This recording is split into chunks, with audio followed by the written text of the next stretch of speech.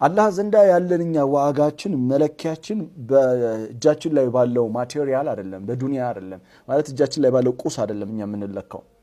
አላህ ዘንዳ ያለን ቦታ በመንፈሳዊነት ነው። እና ከህይወት ትልቅ ትምህርት የሚያስተምረን ነገር በህይወት ውስጥ ምንም አይነት ቻሌንጅ ቢገጥመን፣ ምንም አይነት ፈተና፣ ምንም አይነት የድህነትን ፈተና ቢገጥመን መረዳት ያለብን ነገር ድህነትን ለመጓጋት የቻልነውን ያህል ጥረት እናደርጋለን። ድህነት በጣም ቆሻሻና አስቀያሚ ነገር ነው።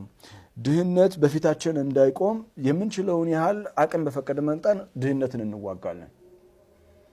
ግን በድህነት ውስጥ ግን ማሰብ ያለብን ነገር ምንድነው? እኛ የምንኖረው አንዳንድ ሰው ለምንድነው በድህነት ጌታ እኔን የሚፈትነኝ? በጤናዬ ለምንድነው የሚፈትነኝ? ይህ ሁሉ መከራና ፈተና በህይወት ውስጥ የሚገጥመኝ ለምንድነው ይላል። የመጀመሪያው ነገር ይሄንን ጥያቄ ልክ እኔ በአእምሮዬ ሲመጣ የማስታውሰው ያዕቆብን ነው። እኔ ማንኝና ነው? ከያዕቆብ አንበልጥም። ያዕቆብ የእምነት አባታችን ነው። የእምነት አባታችን የሆነው ያዕቆብ ልጆች ለምነዋሉ ብሎ እየነገረን ነው። ስለዚህ ኢኮኖሚካል ክራይሲስ is part of life ነው። ሀገር እንደ ሀገር የኢኮኖሚ ክራይሲስ ይገጥማታል። በግለሰብ ደረጃ የኢኮኖሚ ክራይሲስ ይገጥማል። እና እኛ በጌታ ግዛት ውስጥ ነው የምንኖረው። በጌታ ግዛት ውስጥ እንደመኖራችን መጠን በሱ ግዛት ውስጥ ሆነን እሱ በፈለገው መንገድ ፈተና ሊፈትነን ይችላል።